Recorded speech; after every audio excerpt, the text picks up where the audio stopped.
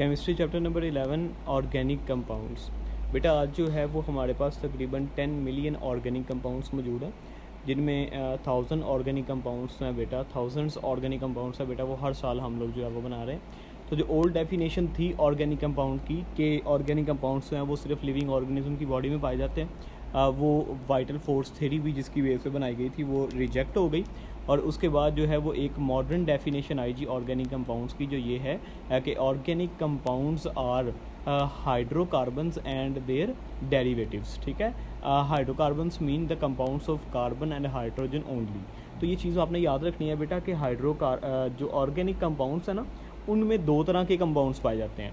एक hydrocarbons mean जिसमें सिर्फ कार्बन होगी और हाइड्रोजन होगी। आगे जाके हम लोग अगले चैप्टर में पढ़ेंगे कि हाइड्रोकार्बन्स क्या होते हैं।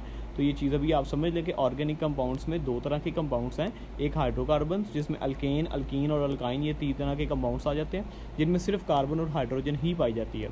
और दूसरे उनके डेरिवेटिव्स का मतलब ये है कि जिनसे मिलके आगे नए कंपाउंड्स की फार्मेशन होती है।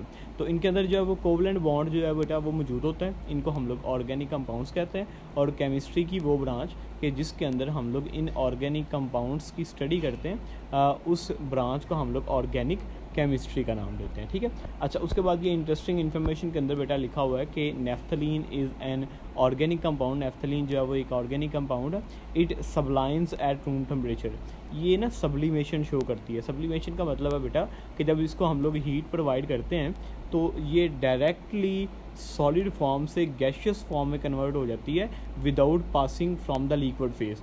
लिक्विड में नहीं जाती बल्कि डायरेक्टली जो है वो गैस में चली जाती है। नॉर्मली हम लोग जानते हैं किसी सॉलिड को हीट करें, पहले वो लिक्विड में जाता है फिर वो गैस में जाता है, लेकिन ये सॉलिड से डायरेक्टली जो है बेटा वो किस में चले जाते हैं, गैस में चले जाते हैं।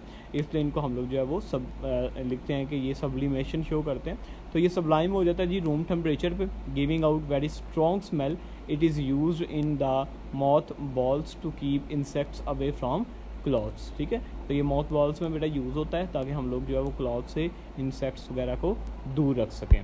अच्छा उसके बाद फिर आगे बेटा उसने बताया है कि through the oxides of the carbon like carbon monoxide and carbon dioxide, carbonates, bicarbonates and carbide are also the carbon compounds. ये सारे कंपाउंड्स हैं बेटा, ये इनमें भी कार्बन मौजूद होती है ना। कार्बन मोनोऑक्साइड जो है वो CO, कार्बन डाइऑक्साइड CO2, इसी तरह से carbonate CO3, bicarbonate HCO3, carbides वगैरह। लेकिन इनको हम लोग ऑर्गेनिक कंपाउंड्स नहीं कहते। इसलिए नहीं कहते बेटा क्योंकि इनकी प्रॉपर्टीज़ जो हैं वो ऑर्गेनिक कंपाउंड से नहीं मिलती जुलती होती, जिसकी वजह से इनको हम लोग ऑर्गेनिक कंपाउंड्स का नाम नहीं देते।